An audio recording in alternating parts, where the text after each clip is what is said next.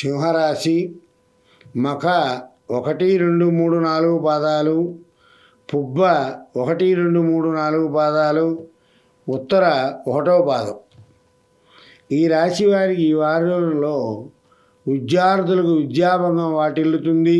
దుర్మార్గుల సావాసం చేస్తారు, చాలా జాగ్రత్తగా ఉండాలి. సానుకూల ఫలితాలకి ఎక్కువ అడ్డంకులు వస్తూ ఉంటాయి.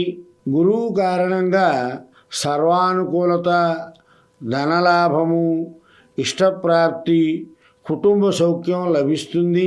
అనవసరమైన ప్రయాణాలు ఎక్కువగా చేయవలసి వస్తుంది. దాని వలన ఖర్చు, మనశ్శాంతి ఉండదు.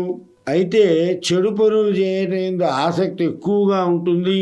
యత్న కార్యసిద్ధి, ఉన్నత పదవి లభిస్తుంది. ఉద్యోగస్తులకు మంచి కాలం, అభివృద్ధి చేటు చేసుకుంటుంది. ప్రయాణాలలో జాగ్రత్త అవసరం. చోరభయం జరిగే అవకాశాలు ఎక్కువగా గోచరిస్తున్నాయి. కోర్టు వ్యవహారాలన్నీ కూడా పరిష్కారం అవుతాయి. వ్యాపారస్తులందరికీ కూడా అధికారుల ఒత్తిడి ఎక్కువగా ఉంటుంది. ఉద్యోగస్తులకి తమ తోటి వారితో భేదాభిప్రాయాలు ఎక్కువగా ఉంటాయి.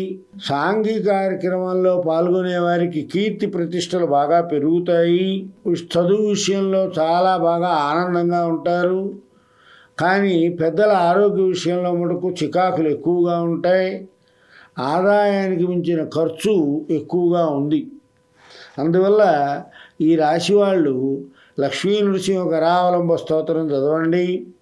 శ్రీలక్ష్మీ నృసింహ జయనారసింహ అనే మంత్రాన్ని 108 సార్లు చదవడం రాని వాళ్ళు అనుకుంటే మంచి ఫలితాలు పొందుతారు.